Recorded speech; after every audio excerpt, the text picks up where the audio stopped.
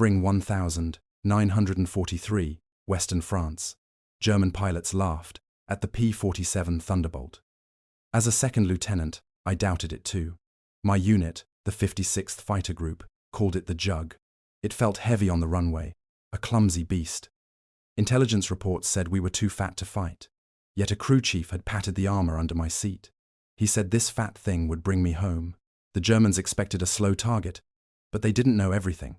They knew about its 8 to 50 seconds, but not about the secrets hidden in its design. If your enemy sees a joke, but you're flying a fortress, what kind of justice is about to rain from the sky?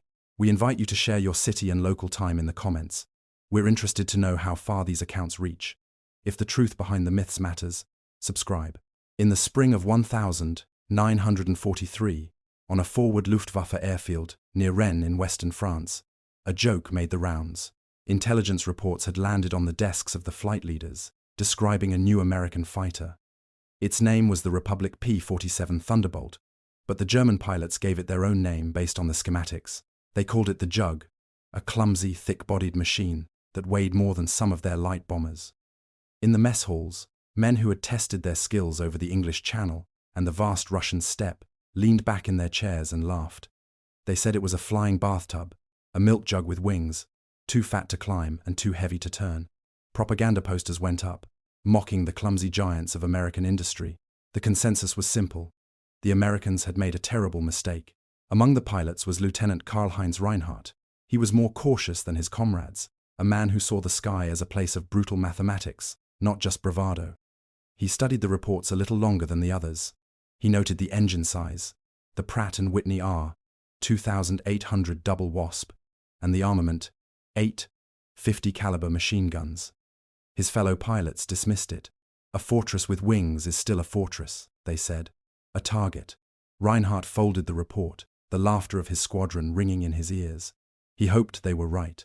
Across the Channel, at an American airfield in East Anglia, Second Lieutenant John Caldwell, of the 56th Fighter Group, harbored the same doubts as the Germans.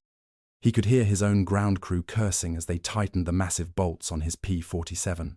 The plane felt less like a thoroughbred and more like a piece of farm equipment from his home in Kansas. It was his first mission, and the machine assigned to him was the very one the enemy found so amusing. He watched the armorers load the ammunition belts, a river of brass and steel feeding into the wings. 8 guns. It was an astonishing amount of firepower, but firepower meant nothing if you couldn't get it to the target. Caldwell was a steady pilot, not a boastful one. He carried the quiet grief of a brother lost in the North African dust, a loss that had taught him that survival was a craft, not a contest. He wanted to survive with his honor intact, but looking at the hulking shape of the Thunderbolt, he wondered if the plane would even allow for that. As he prepared to climb into the cockpit, a veteran crew chief, a man with grease permanently etched into the lines of his hands, walked over. He didn't offer grand words of encouragement. He just slapped the thick armor plate bolted right under the pilot's seat. He looked Caldwell in the eye and said this fat thing would bring him home. It wasn't a promise of victory, but one of survival. The mission was an escort run, shepherding a formation of B-17 flying fortresses toward the French coast. The rumble of Caldwell's R-2800 engine was less a roar and more a deep, agricultural thunder. For a while, the sky was empty, a vast canvas of blue. Then, dots appeared in the distance, growing quickly into the lean, aggressive shapes of Focke-Wulf 190 seconds. The German fighters came in fast, aiming for the bombers. Caldwell pushed the stick forward, and the Thunderbolt entered a dive. The Germans were right about one thing. It did not feel nimble. It felt like a falling anvil. He lined up a shot on a 190, squeezed the trigger, and watched his tracers fall short. The German pilot, seeing the lumbering jug on his tail, broke away with an effortless roll that Caldwell could not hope to match. The Focke-Wulf looped around, and suddenly, it was Caldwell who was the target. The sky in front of him filled with the bright, flashing streaks of cannon fire. He braced for the impact, for the shredding of metal, and the smell of fire that he had heard so many veterans describe. He felt the hits, a series of dull, heavy thuds that shuddered through the airframe. The plane bucked, but it did not tear apart. The engine did not stop. No warning lights flashed on his instrument panel. The P-47 flew on, absorbing the punishment as if it were nothing more than turbulence. The German pilot, likely low on ammunition, and stunned that the big fighter was still flying, broke off the attack and dove away. Caldwell was left alone in the sky, his heart hammering against his ribs. Everything he had been told, everything he had believed about his clumsy machine, was wrong. This beast could fight, and the armor plate beneath his seat, the one the old crew chief had slapped, had just done its job. The joke was over. By the summer of 1943, the skies over East Anglia thrummed with the sound of the Pratt & Whitney R-2800. From bases scattered across the English countryside, the 56th, 78th, and 4th fighter groups prepared for war with the machine the Germans still called a joke. United States Army Air Force's policy was built on a bold, costly theory. Daylight precision bombing could cripple German industry, but this strategy required fighters that could fly deep into enemy territory, protecting the bombers every step of the way. The P-51 Mustang, the plane that would eventually become the legendary long-range escort, was not yet ready in large numbers. The P-47 Thunderbolt was the stopgap. It was heavy and its range was limited, but it possessed two unparalleled advantages. It could outdive any plane the Luftwaffe flew, and its firepower was terrifying. Each Thunderbolt carried 8 .250 caliber Browning M2 machine guns, capable of firing a combined total of over 100 rounds per second. German intelligence knew the numbers, but they remained dismissive. Their propaganda continued to mock the flying bathtub, confident it could never challenge their sleek Messerschmitts and Fokker-Wulfs. On the 30th of July 1943, that confidence was shattered. Major Hubert Hub Zemke, the tough, decisive leader of the 56th Fighter Group, led his squadron against a staffel of Bf-109Gs. Zemke was a master of the Thunderbolt's strengths. Instead of trying to turn with the nimble German fighters, he led his men in a high-speed, diving attack. From above, he rolled his P-47 over and plunged toward the enemy formation. He picked a target, closed the distance with breathtaking speed, and pressed the trigger on his control stick. Years later, he would recall the moment vividly, saying he held the trigger down and the sky lit up like welding arcs. The concentrated stream of lead and steel from his 8 guns struck the Messerschmitt. It did not simply trail smoke or lose a wing. The German fighter disintegrated, vanishing into a cloud of metal confetti and fire. The other German pilots, stunned, scattered in every direction. Reports began to filter back to Luftwaffe command, no longer filled with jokes, but with a new sense of alarm. The dispatches described a plane that dove like a stone, an aircraft that nothing in their inventory could follow. The laughter in the mess halls of France began to quiet. The most powerful testimony came not from battlefield reports, but from the quiet confines of a prisoner of war camp. Lieutenant Karl-Heinz Reinhardt, the cautious pilot who had doubted his comrades' bravado, was shot down that autumn. In captivity, with time to reflect, he wrote in his journal with neat, careful script. He remembered the jokes, the posters, the arrogant confidence. He wrote that we laughed at the jug, until one swept my wingman away in a single burst. I never laughed again. His words captured the truth that was dawning across the Luftwaffe. Propaganda was no defense against half-inch caliber bullets. Yet, for the American pilots, wielding such immense power created its own moral questions. One pilot from the 78th Fighter Group wrote in his diary about a dogfight where he crippled an FW-190. He watched the German pilot bail out, his white parachute blossoming against the blue. The American pilot had him in his sights, a helpless target, but he pulled his thumb from the trigger and banked away. There were rules, spoken and unspoken, that governed the air. The Geneva Convention offered protections, and a man on a parachute was considered out of the fight. Mercy was a choice, even when a pilot had the power to grant none. Through the late summer and fall of 1943, the kill ratios began to tilt. P-47 groups claimed hundreds of Luftwaffe fighters, often at a ratio of 4 or 5 to 1. Bombers were being saved, and crews were coming home. But the Thunderbolt's greatest strength could not overcome its most crippling weakness, its limited range. For missions targeting factories deep inside Germany, the escorts could only go so far. In October 1943, this weakness led to disaster. During the infamous Schweinfurt-Regensburg raids, waves of B-17 seconds were sent to strike ball-bearing plants vital to the German war effort. The Thunderbolts flew with them as far as their fuel would allow, but one by one, they were forced to turn back. leaving the bombers to face the heart of the Luftwaffe's defenses alone. Hundreds of bomber crewmen were killed or captured. That evening, P-47 pilots like John Caldwell landed back at their bases with their ammunition bays still full, their faces grey with frustration and guilt. The Germans no longer laughed at them, but a new doubt crept into the minds of the American pilots. What good is reigning lead if we're too far to shield the men who need us? As 1,943 bled into 1,944, the character of the air war over Europe underwent a fundamental shift. Luftwaffe losses were mounting, and a simple but crucial innovation arrived at American airfields: drop tanks.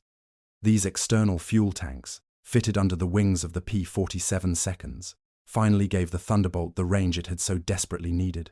The leash was off. On the 6th of March 1944, this new capability was put to its ultimate test during the first major American bomber raid on Berlin. As the bombers droned deeper into Germany than ever before, the Luftwaffe scrambled its fighters, expecting the escort to turn back long before the capital. They were wrong. Near the town of Wittenberg, still a great distance from Berlin, German formations were stunned to find themselves attacked by dozens of P-47 seconds. The surprise was total. A squadron from the 56th Fighter Group, Hub Zemke's Wolfpack, tore through a formation of 190 seconds. Witnesses on the ground described the attack not as a dogfight, but as a massacre. One Thunderbolt, its 8 guns blazing, flew straight through the German line. Witnesses described it as a saw of lead, cutting across 3 of the German fighters in a single pass. 2 of them exploded instantly. The third spiraled down, trailing a thick plume of black smoke. The raid was a success, not just in bombing the target, but in proving that no part of the Reich was safe. This new reach was amplified by a change in policy from 8th Air Force Command, recognizing the P-47's strength in aggressive, high-speed attacks. Commanders freed the fighter groups from their strict close escort duties. They were now authorized to hunt the Luftwaffe, seeking out and destroying enemy fighters wherever they could be found. Zemke's Wolfpack perfected this strategy, using slashing, coordinated dives to break up German formations before they could even reach the bombers. The kill claims surged. The tone of German propaganda, once dripping with mockery for the fat American planes, shifted to one of grim warning. Broadcasts and pamphlets now spoke of the armored American monster, urging pilots to avoid its devastating head-on attacks. The fear that had begun in the cockpits of Luftwaffe fighters started to trickle down to the civilians on the ground. In Berlin, a woman named Martha Kohler kept a diary, a private record of the war as seen from her apartment window. Her husband was gone, lost somewhere on the Eastern Front, and her world had shrunk to the safety of her children and the drone of the air raid sirens. She wrote that we used to laugh at their fat planes. Now the children flinch when they hear the deep roar. They say the jug is here. The sound of the Pratt & Whitney engine, once a distant curiosity, had become a herald of destruction. The myth of German air superiority was dying, not just in the skies, but in the hearts of the German people. In April 1944, Lieutenant Karl-Heinz Reinhardt, the German pilot who had been a prisoner of war, was repatriated in a prisoner exchange. He was wounded, no longer fit for combat, and he returned home to a country that felt utterly changed. His village in Saxony had been bombed. Many of his comrades from the airfield in France were dead. The bravado and the laughter he remembered were gone, replaced by a quiet, pervasive fear. He found the propaganda posters mocking the Thunderbolt particularly galling. They were a bitter reminder of a foolish pride that had cost so many lives. In his journal, he wrote with a new bitterness, saying honor in the air meant nothing when thunder ruled the sky. His words echoed a sentiment growing among the surviving German pilots. Skill and courage were not enough to overcome the sheer industrial might and brutal firepower of the American war machine. But on the other side of the conflict, a different kind of moral reckoning was taking place. The American pilots now knew their machine was dominant. Victory in the air was becoming more and more certain. Yet, in letters home, men like John Caldwell confessed a growing sense of unease. He described the terrifying efficiency of the 8 to 50 seconds, the way an enemy plane could simply vanish in a burst of fire. Sometimes I wonder, he wrote to his parents in Kansas, if reigning that much lead leaves any room for mercy. The joy of victory was tempered by the grim reality of what that victory cost, not just in lives, but in the humanity of those who had to deliver it.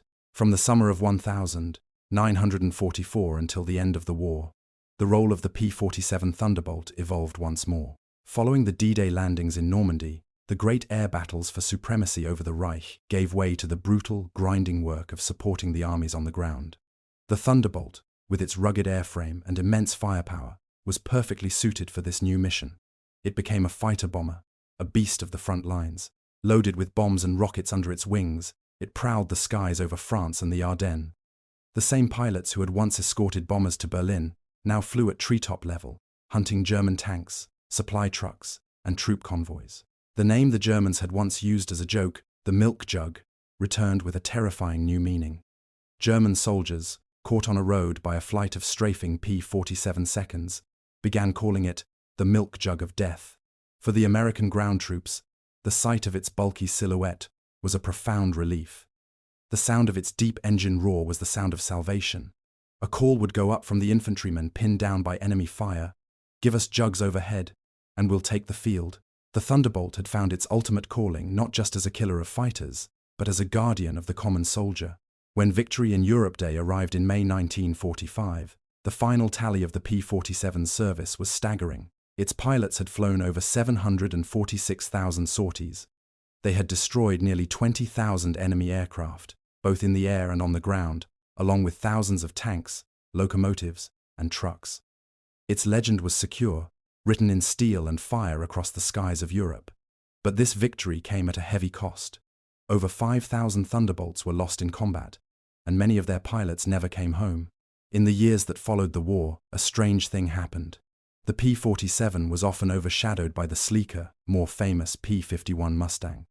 Veterans of the Thunderbolt squadrons, attending reunions or telling stories to their families, would sometimes be asked, "Why weren't you in a Mustang?" For men like John Caldwell, the question stung. It felt like a dismissal of the terror, the sacrifice, and the quiet pride they had all shared. But among themselves, they knew the truth. They remembered the hits their planes had taken that would have destroyed any other fighter. They swore by its armor, by the incredible punishment it could absorb, and by the simple, undeniable fact that the fat thing had brought them home. Decades passed. The world moved on, and the war became a collection of stories and black and white photographs. In a dusty archive, the personal diary of a former Luftwaffe lieutenant named Karl-Heinz Reinhardt was found. His neat script, written so long ago in a POW camp, provided a final, quiet testimony. "The day the jug came, we stopped laughing. It taught us fear, but also respect. The laughter that had echoed through the mess halls of France in 1943 had been silenced, replaced by a hard-won understanding of the machine and the men who flew it." John Caldwell, now old and grey, would sometimes take his grandson out to his workshop. Amid the smell of sawdust and old oil, he would speak of the war. He didn't talk much about the victories or the medals. He talked about the feel of the controls, the loyalty of his ground crew, and the immense, heavy presence of his airplane. "They laughed at our fat jug," he would tell the boy. But when those 850s spoke, nobody laughed anymore. Honor was not in the jokes the German pilots told, nor in the sleek lines of a fighter plane. Honor was in the men who flew, who faced their doubts and their fears day after day. It was in the crew chiefs who patched up the battered planes and promised they would fly again. And it was in the mercy they still sometimes chose, even with 8 guns blazing.